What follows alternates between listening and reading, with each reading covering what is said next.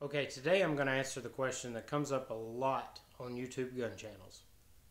What's the best handgun?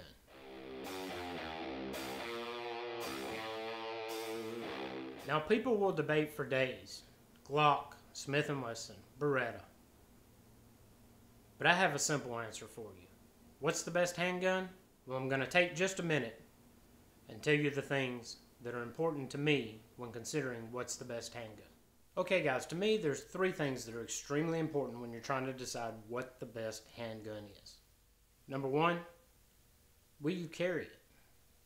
Like many people, when I first got my concealed carry permit, to me, size was the determining factor in what I wanted in a carry gun.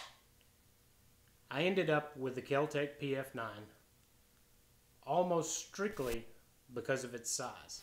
Now I did do research. There's good and bad reviews on the Kel-Tec PF9. Mine personally, I've never had an issue with. I know there's some that really hate on the Kel-Tec PF9, but I have never had an issue with this firearm. It's been a great firearm, and it's had hundreds of rounds run through it, and I've never had an issue. Now, most of us that have carried for any time at all have realized that once you get used to carrying, size is not as big a deal as it is for someone who is brand new to carrying a concealed firearm.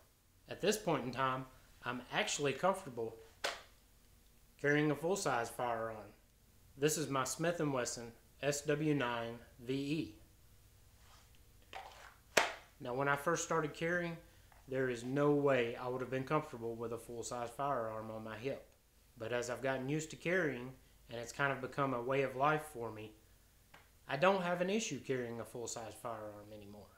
The second item to consider when trying to figure out what is the best handgun is reliability. Do you trust it? Now, my group has a couple of these SW9 VEs. This particular one, I had run probably about 300 rounds through it without a hiccup. I was comfortable with it.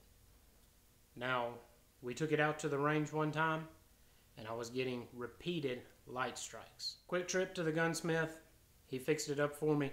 I have yet to have a problem since then. But I will say that since I had that issue, I've run quite a few more rounds through this, trying to make sure that I'm comfortable with this firearm and that I feel that it is reliable and will perform when it needs to. The third item to consider, and what's the best handgun, is are you proficient with it? Guys, I think there's far too many people that go out and buy a handgun and put it in a dresser drawer, or maybe they even carry it, but it never gets fired. When it comes down to it, you pull that trigger, are you going to hit your target? This is a very important thing to consider when you're considering what is the best handgun. So I'm going to answer this question in a way that you're probably not expecting. If someone asks the TheALOwens, what's the best handgun? The best handgun is the one that you have, the one that you're comfortable carrying, and the one that is reliable and that you're proficient with.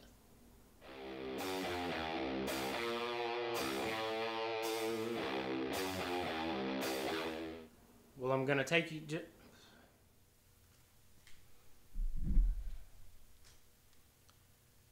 Now, when I first got my concealed carry permit,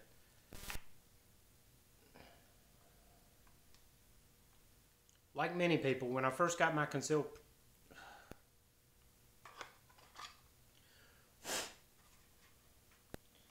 I obviously carry it a lot because it's filthy.